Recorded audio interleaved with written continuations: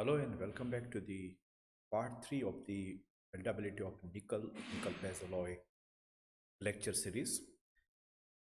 So far, having discussed the main weldability concerns of some alloys, be it a solution strengthened or a precipitation strengthened alloys, there are mainly four issues we are going to discuss in detail in this lecture. So, weld solidification cracking, heat affected zone and weld metal liquefaction cracking, strain edge cracking, and ductility dip cracking. These are four major weldability issues found with welding of nickel based alloys. Okay, let us look them one by one.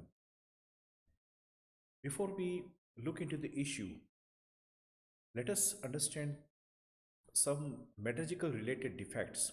You know, when the welding is performed, we know that whenever the filler metal is added to the groove, base metal is contributing to the chemistry of the weld metal. So this weld metal is a composite mixture of the filler metal and base metal. So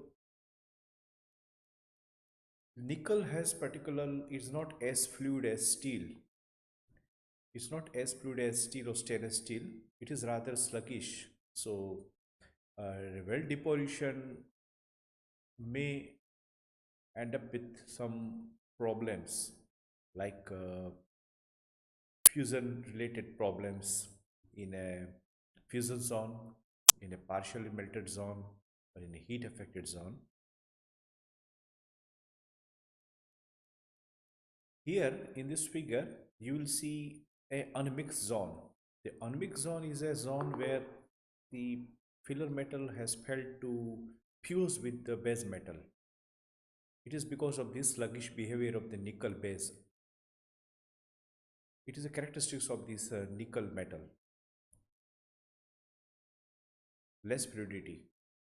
Secondly, this is a partially melted zone where the effective temperature is above the solidus temperature. It is most of the time a solid plus liquid zone, and rest is a heat affected zone. We can control it by using the heat input of the process. Okay, to move further, we can classify weld cracking issue with nickel based alloy in two groups: hot cracking and cold cracking. So, hot cracking is one which is associated with some form of liquid film embrittlement. So, liquid must be present for hot cracks to form, and warm cracking, which is associated with elevated temperature where no liquid is present in the system. They are also known as solid state cracking. So, hot cracking has two distinct forms of cracking: weld solidification cracking and liquefaction cracking in the heat affected zone and weld metal, and sometimes also with the PMZ.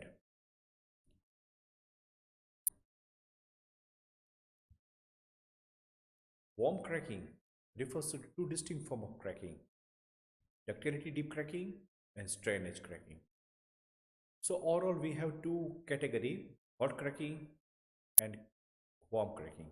So with hot cracking we have weld solidification cracking and liquefaction cracking in the heat affected zone and weld metal. Please be remembered that liquid is present in the hot cracking, whereas in the warm cracking liquid is not present in the system, and that is why it is known as solid state cracking. So solid state cracking or warm cracking form of cracking are ductility dip cracking and strain edge cracking.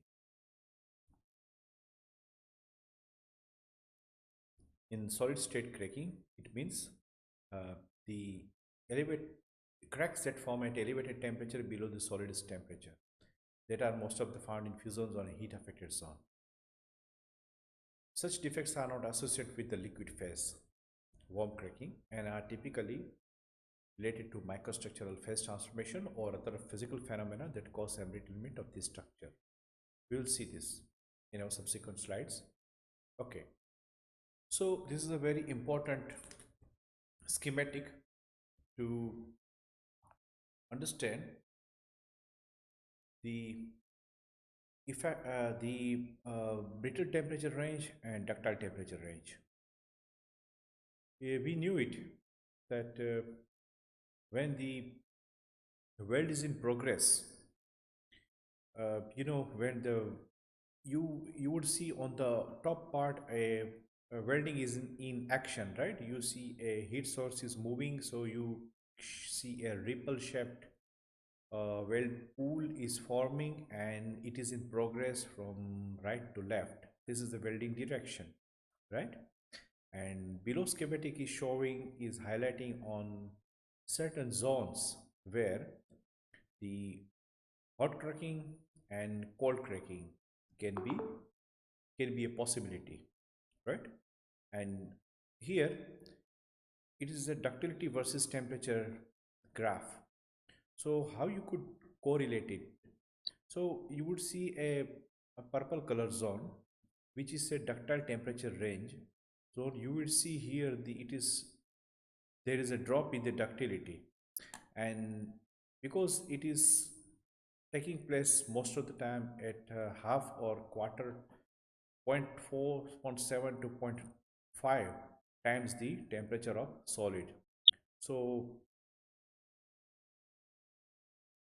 it is most of the time taking place in the partiality melted zone, or sometimes uh, the between the fusion zone and heat affected zone, where the temperature of the solidus is less than